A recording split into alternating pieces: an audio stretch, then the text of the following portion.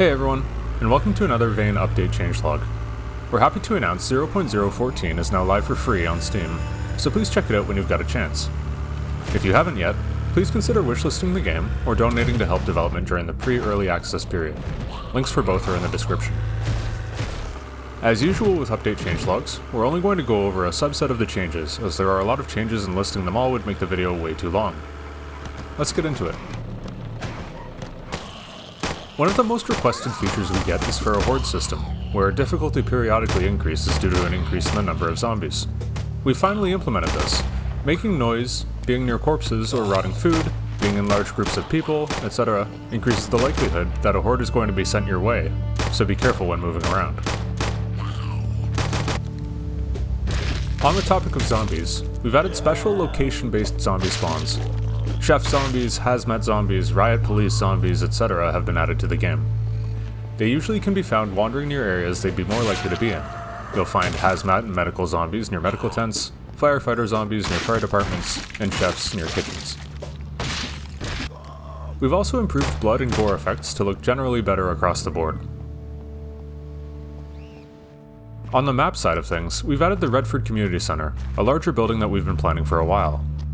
The Saranac bus garage has been filled up, and sheds and outdoor furniture have been added across the entire map.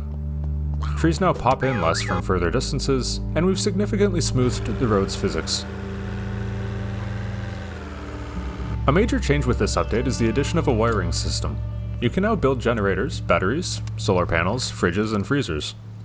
These can be wired to or from power outlets, newly added to buildings. Generators can be wired into junction boxes so you can utilize electricity after the main grid has shut off.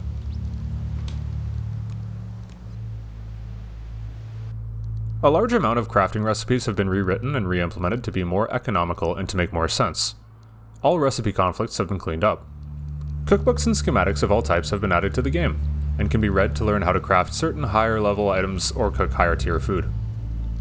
XP gains have also been rebalanced to fit the sort of long-term progression we've been aiming for. Items can now be locked to your inventory. This prevents them from being used, for example, while crafting or building. We added a scent system to Vane. Items, corpses, flowers, etc. all contribute to the area's smell.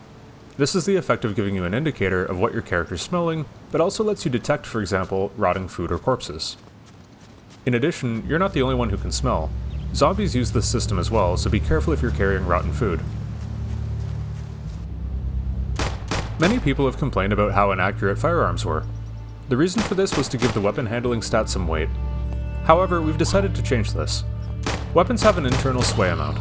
If you are out of breath, or hip firing, or just have a low weapon handling stat, the amount of recoil increases and the next shot is most likely to be off-center and need adjustment. The new system feels a lot better than the old one, and we think you'll like it. We've significantly improved the admin menu. We've added super admins, which are admins but can manage other admins in-game. We've added server muting, which lets admins silence abusive players. We now log in-game chat to server logs for easier management, and have added a host of functionality previously restricted to the in-game console. Players can now privately message admins with the /a chat command.